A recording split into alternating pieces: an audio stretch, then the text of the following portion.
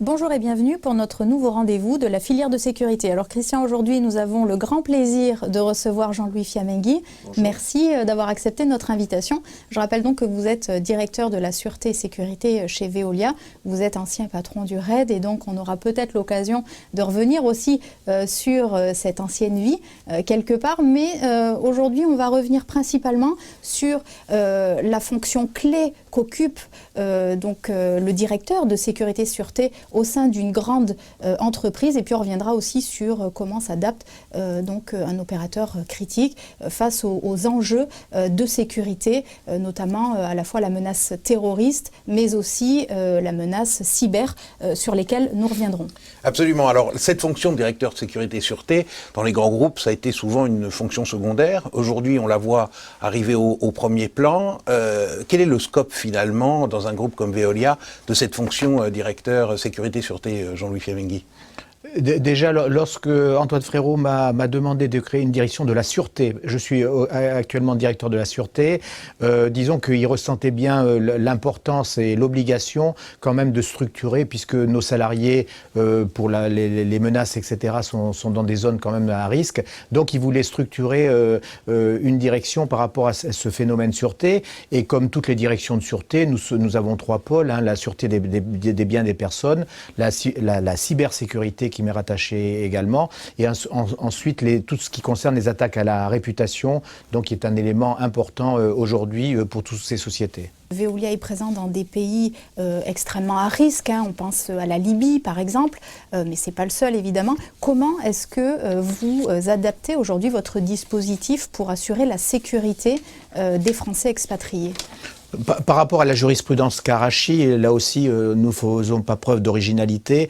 La sûreté, assurer la sûreté des salariés qui se déplacent, nous avons environ 31 à 32 pays à risque, qui sont classés à risque par la cellule du ministère des Affaires étrangères. Nous avons donc une obligation, c'est-à-dire une anticipation, bien préparer nos salariés pour qu'ils aient connaissance de ce risque, et ensuite arriver sur place, tout un système d'identification par Ariane, etc. et un système aussi de protection physique que met en place Veolia. Et enfin, en cas de problème particulier, regroupement, évacuation. Donc nous avons trois phases qui sont clairement identifiées dans des procédures. Et sur cet élément-là, comment est-ce que vous travaillez aujourd'hui avec l'État ? L'État est un partenaire indispensable, puisque je prends l'exemple de l'Afrique, lorsque nous avons à gérer des problèmes d'évacuation, de regroupement, c'est l'État qui nous permet donc de s'exfiltrer, d'être regroupé et évacué dans de très bonnes conditions, et notamment par rapport aux forces de la défense nationale. Donc nous avons notre collaboration avec l'État se fait au sein du ministère des Affaires étrangères, et bien sûr avec tout le réseau qui est très important et qui nous rend énormément service, des attachés de sécurité à l'international. On parle beaucoup aujourd'hui de cyber, puisque l'ensemble des systèmes d'information, je dirais, d'une grande entreprise est tout à fait critique, à la fois dans ce qu'on appelle le SCADA, c'est-à-dire la gestion des réseaux, et vous en administrez, et puis également pour son système d'information. On a vu beaucoup d'attaques, à la fois des attaques économiques, des vols, etc. Comment cette fonction cyber est prise en compte, puisque c'est une fonction très spécialisée, souvent elle est partie chez le directeur de sûreté, parfois chez le DSI. Comment c'est organisé au sein de Veolia ? Disons que j'ai la chance, étant rattaché au président directeur, et ça c'est une notion essentielle, si nous n'avons pas le pouvoir, si les directeurs de sûreté ne sont pas rattachés ou très proches du président ou au moins au COMEX, il est évident que nous nous retrouvons dans une structure qui fait qu'aujourd'hui les économies de budget, de coûts, etc. sont prioritaires par rapport à des menaces, même cyber, qui sont très importantes.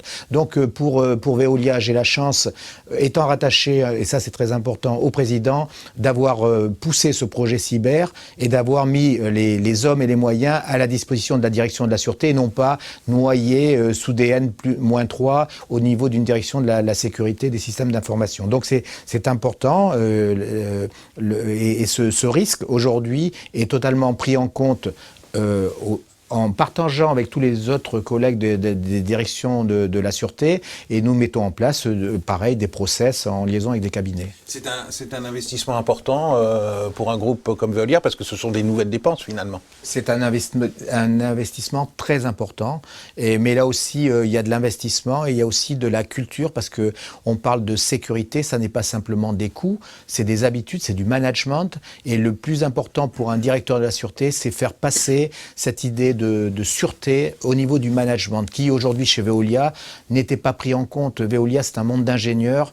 Je fais souvent la différence entre Veolia et Total. Nous sommes à l'opposé de Total. Donc, depuis 3 ans, ma mission principale, c'est surtout de faire adhérer les managers au principe de la sûreté, parce qu'il faut que ça soit globalisé, il faut que ça soit intégré dans la marge de l'entreprise. Et est-ce qu'à ce niveau-là, justement, vous avez vu une évolution des mentalités et comment vous la percevez ? L'évolution de la mentalité, je l'aperçois au niveau de l'adhésion par le bas, c'est-à-dire que quand je suis arrivé, c'était toujours la direction de la sûreté par ses notes, etc., nous oblige à. Ce qui est plus important, c'est qu'aujourd'hui, je prends un exemple tout à fait banal. Début 2015, les attentats, etc. Donc on vient vers la direction de la sûreté pour dire, tiens, on se sent en insécurité à l'extérieur de l'entreprise. Quels seraient les conseils, des conseils que l'on donnait aux salariés qui partaient à l'étranger. Donc il y a une demande. Alors cette demande est très importante pour nous et les managers sont obligés de s'impliquer encore plus parce qu'il faut répondre. Donc pour moi, je le vérifie au quotidien. La menace terroriste, on en a parlé, évidemment, elle est présente hors de France, mais elle est évidemment, et avec les événements de fin d'année 2015, elle est présente sur notre sol. On pense à la contamination de l'eau, c'est effectivement quelque chose qui est dans la tête de, je pense, beaucoup de citoyens aujourd'hui.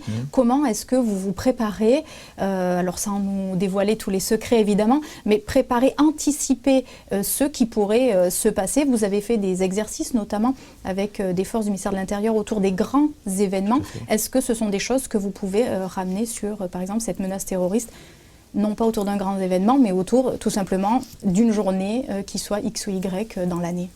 Tout à fait, c'est notre préoccupation première, c'est-à-dire assurer la sécurité de l'eau, la potabilité de l'eau.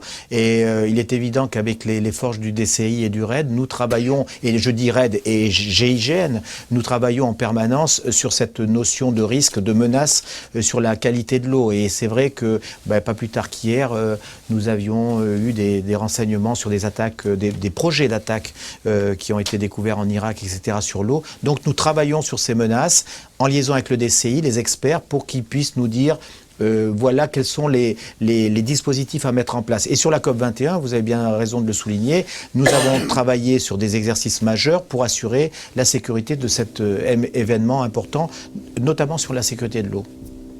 Alors, Jean-Louis Fiamengui, vous avez aussi une actualité personnelle avec la sortie de vos mémoires dans le secret de l'action aux éditions Mareuil.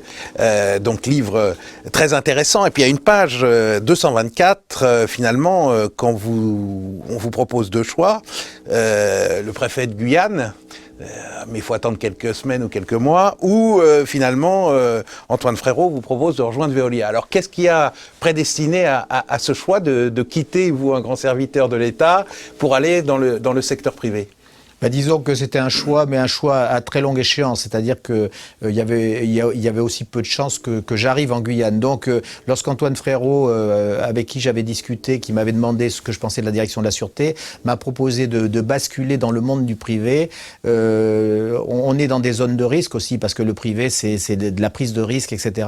Le challenge m'a intéressé, et c'est vrai que, encore une fois, toute ma carrière, j'ai été frappé à d'autres portes. Donc, je me suis dit, essaye de prouver que tu as une capacité à t'adapter au monde du privé. Donc pour moi, c'est un nouveau challenge. Et en effet, comme c'est un nouveau challenge, ça me permet de me régaler tous les jours par rapport à ces questions de cyber, etc., qui n'existaient pas à mon époque. Alors aujourd'hui, de votre expérience à la fois publique et privée, quelle est la grande différence dans le management ?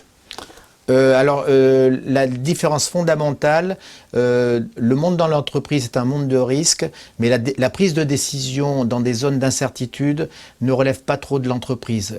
Et c'est pour ça que nous avons vraiment, nous qui venons de l'administration, et justement pour être passés dans des unités ou dans des cabinets de préfecture de police, nous avons une capacité donc à répondre dans l'urgence, dans la gestion de risque, parce que ces zones d'incertitude, nous nageons, je pense, avec confort. Et le monde de l'entreprise n'est pas prêt à ça. Donc ce partenariat public-privé, je le retrouve au quotidien chez Veolia. Jean-Louis Fiamenghi, merci d'avoir répondu à nos questions. Christian, c'est la fin de notre rendez-vous de la filière de sécurité. On se retrouve dans quelques jours avec notre prochain invité, Jean-Noël de Guelzin, président directeur général de Walix, également président du cluster Exatrust, avec qui nous reviendrons sur les questions des PME et de la cybersécurité. Merci de nous avoir suivis. Très belle journée à tous.